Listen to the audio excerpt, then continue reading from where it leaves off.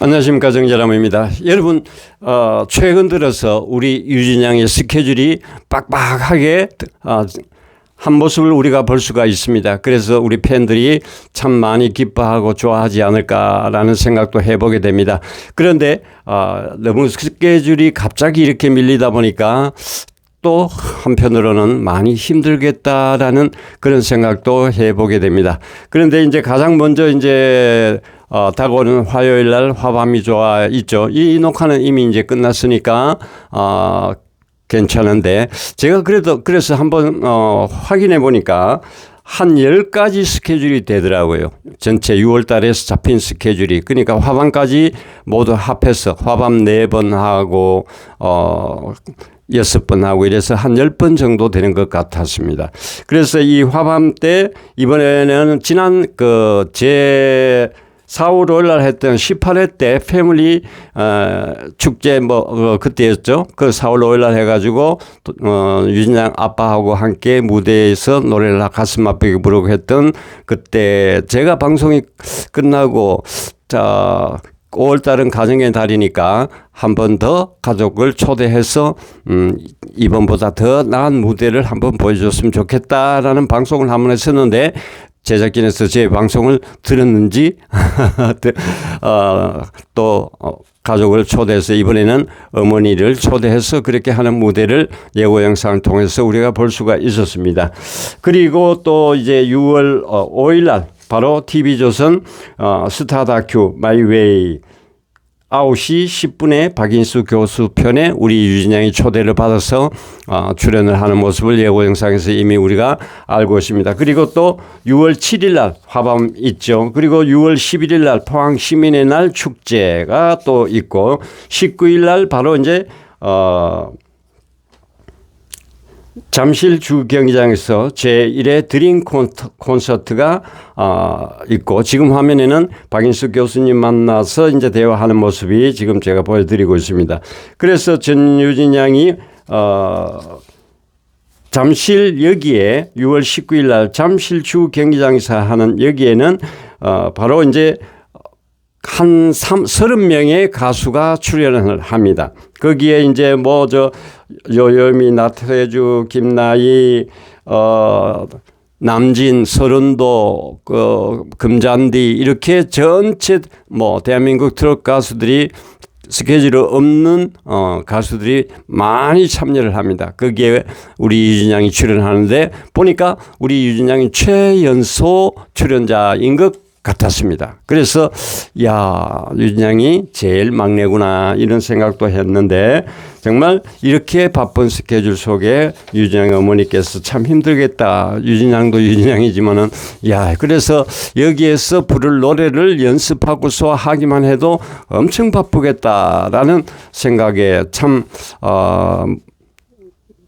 어머니의 그 수고가 다시 한번 참 힘들겠다라는 것을 또 느끼게 되었습니다. 자, 그런데 오늘 제가 여러분에게 말씀드리고자 하는 핵심 내용은 바로 6월 5일 날 있는 일요일 날 티저에 있는 스타 다큐 마이웨이 거기에 박인수 교수님과 출연을 해서 대화를 나누는 모습. 그러니까 아까 제가 보여드렸던 그 사진에 그 쇼핑백에 들었는 게 아마 인사할 때 악수하면서 들었던 게 바로 유진 양이 박인수 교수님에게 드리는 어떤 선물이 아닐까. 지금 화면에 보이죠. 쇼핑백 요만한데 있는데 요게 바로 아마 선물일 것 같은 그런 기분이 들었습니다. 가장 무난한 선물이 넥타이겠죠. 넥타이도 괜찮은 거는 한 30만 원 정도 하죠. 그래서 한 20에서 30 그 정도 백화점 가면 하는데 그런 넥타이 종류 선물이 아닐까 생각을 저 개인적으로 해봤습니다. 그래서 지금 화면에 악수하고 있는 모습이 보이는데 제가 박인수 교수님이 유진 양과 함께 토크를 한다라는 얘기를 보고 정말 이런 기회가 유진 양에게 올 줄이야 상상도 못했습니다. 그래서 정말 행운은 제가 별로 사용하고 싶지 않은 표현입니다. 그래서 정말 멋진 엄청난 기회다. 그래서 제가 우리 유진양이 화요일 밤도 그렇고 이런 데 출연 나가는 것은 바로 이러한 분들을 만날 수 있는 멋진 기회. 이것에 더 저는 큰 비중을 평상시에도 두고 유진양을 응원하고 있는 편입니다. 그래서 이번에 과연 이 교수님이 유진양과 만나서 무슨 대화를 하고 유진양에게 어떤 얘기를 전할까, 그런 굉장히 궁금했습니다. 그래서 나름대로 생각을 해보고 이렇게 하고 또 예전에 교수님이 강의했던 내용도 있고 이래서 한번 확인을 해보니까 우리 유진양을 초대할 수밖에 없었던 내용이 5가지가 있는 것 같았습니다. 그래서 오늘 제가 여러분 5가지 내용을 다 말씀드리려면은 시간이 좀 부족할 수도 있습니다. 그래서 1, 2부로 나눠서 여러분께 말씀드려야 하지 않을까 생각을 합니다. 정말 노래를 좋아하는 분들이라면은 저희가 1, 2부로 드리는 이 방송을 끝까지 들어보시는 것도 참 도움이 되겠다. 왜냐하면은 지난번에 제가 한번 유진양 관련해서 방송을 해드린 적이 있는데 그때도 잠깐 말씀을 드렸습니다마는 그 박인수 교수님이 유진양을 생각하고 바라보는 그 초대하게 된 이유가 지금이 아니고 예전에 교수님이 유진양 얘기했던 그 내용과 현재 우리 유진양의 모습하고 똑같다. 거의 뭐 99%가 공통점이 있다. 그래서 아마 박인수 교수님이 유진양을 대화 상대, 그러니까 뭐 어떤 내용이 오고 갈지는 모르지만은 유진양을 초대하게 된 것이 아닌가라고 저는 판단을 했습니다. 그래서 교수님의 그 내역은 여러분도 이미 많이 알고 있으리라 생각을 합니다. 자, 보면은 이 박인수 교수님도 어릴 적에 유소년기에서 대학까지는 굉장히 어렵게 생활을 하고, 그러니까 중학교 때 가정 형편이 그리 좋지 않고 이랬기 때문에 정말 어렵게 살았답니다. 그래서 학교에서 어릴 때는 운동을 많이 하고 럭비도 하고 뭐 유도도 하고 여러 가지 운동을 많이 해서 자칫했으면 나쁜 길로 빠질 뻔도 했었는데 그때 이제 어머니의 그 함께 교회에 가자. 그래서 어머니 손잡고 중학교 2학년 때 교회에 가서 이제 목소리가 좋고 이렇게 하니까 교회 성가대 하라고 이제 또 얘기해서 성가대를 하고 그래 하다 보니까 거기에서 또 소리가 튀니까 목사님이 너는 대학교에 나중에 성악을 해서 음대로 가야 된다. 이렇게 강렬한 권유가 있고 그래서 결국에는 음대를 가게 되었다라고 합니다. 그러니까 대학교 다닐 때만 해도 교수님이 형편이 어려워서 그때 결혼식 하는 데 있으면은 그냥 뭐 들어가서 몰래 들어가서 식사를 얻어 먹고 거기에서 이제 영양 보충을 하고 그 정도로 생활이 넉넉지 못하고 어려웠다라고 합니다.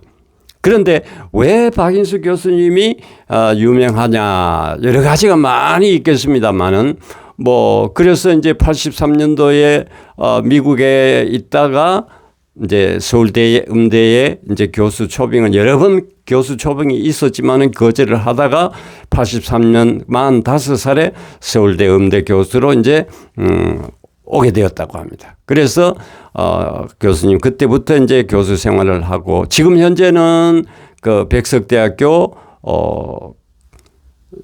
대학원 석좌 교수 겸 그 대학 원장이라고 합니다. 지금 양재동 그쪽에 연구실이 있는데 그래서 교수님의 일대기를 살아보면 만만치 않은 그런 참 힘든 삶을 살아오셨던 분이 아닌가 생각을 합니다. 그런데 이 교수님의 남다른 그게 뭐냐 하면은 바로 클래식과 민요 그리고 뭐 트롯 이 대중음악과 전체를 아우르는 음악을 연구하고 또 좋아하고 그렇게 하는 분이라고 그래서 전체적으로 보면은 그 공연도 유럽이나 이런 쪽으로 다니면서 공연도 엄청 많이 하셨던 분이고, 그러니까 뭐 오페라 무대의 주인공으로 올라간 횟수만 해도 한 300회가 넘고, 그리고 2000회가 넘는 공연을 하셨고, 그래서 대표적인 어떤 뭐 박인수 그러면은 큰 스승, 그거는 뭐 기본이고, 거기에서 이제 뭐 한국의 도밍고, 또 전설의 스탠톨,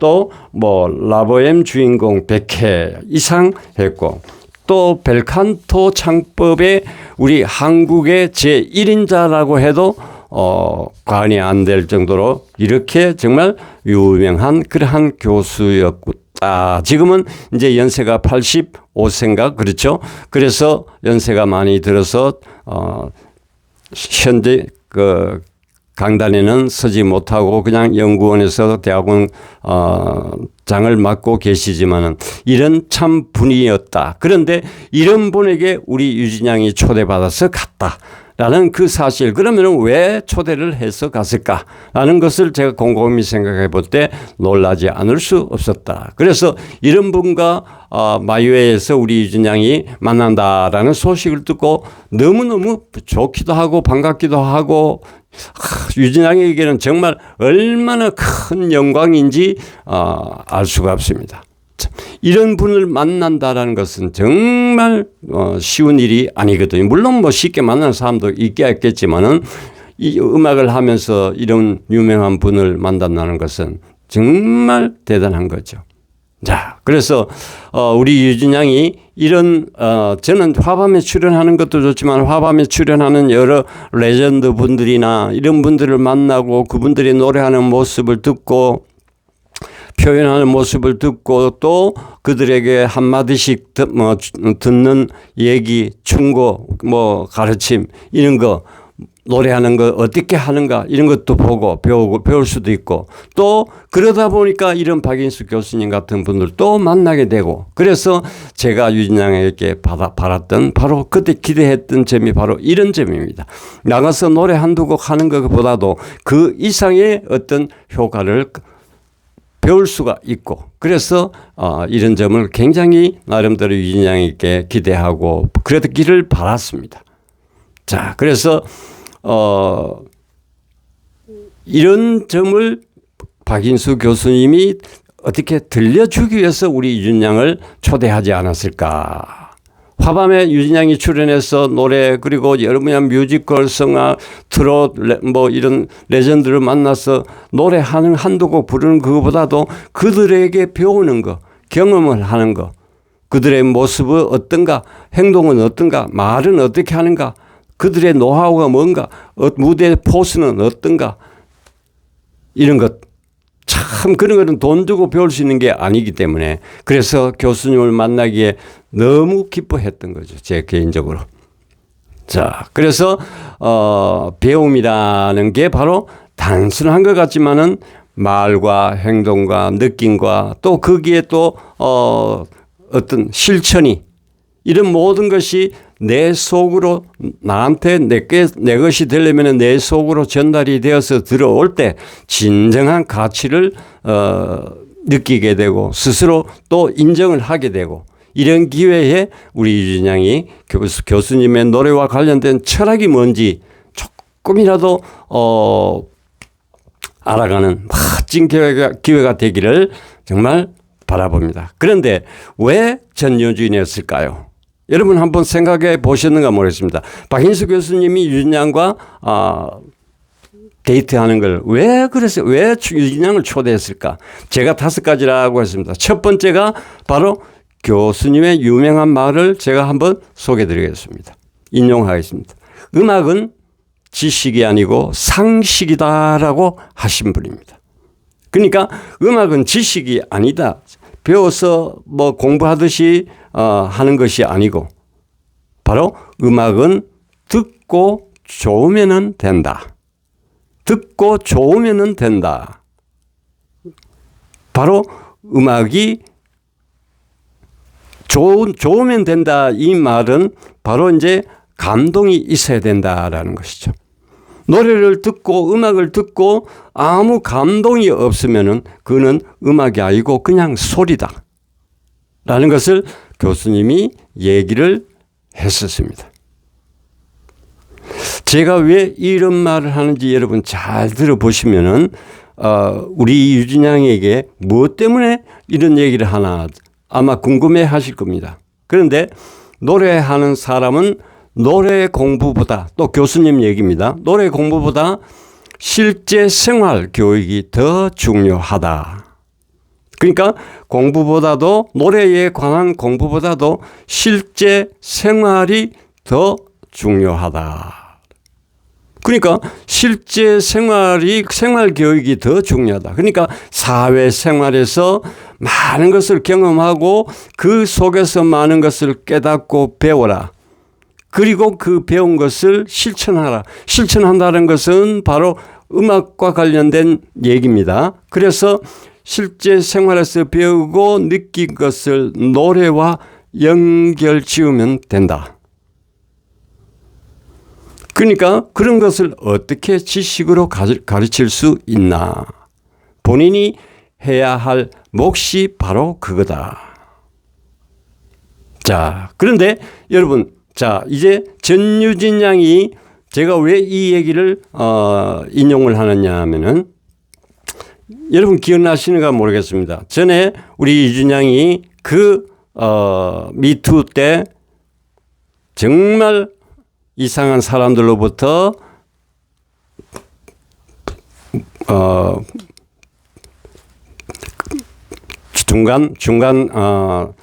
중간에 떨어지고 상처받고 그걸 하고 난 뒤에 인터뷰하는 과정에서 그때 힘들지 않았나 라는 질문이 한 번 나갔습니다. 그럴 때 우리 유진 양이 뭐라고 답을 했냐 하면은 그것도 사회의 한 분야잖아요. 이렇게 말을 했습니다. 그래서 우리 유진 양이 그것도 사회의 한 분야잖아요. 이렇게 말을 했었죠. 바로 그겁니다.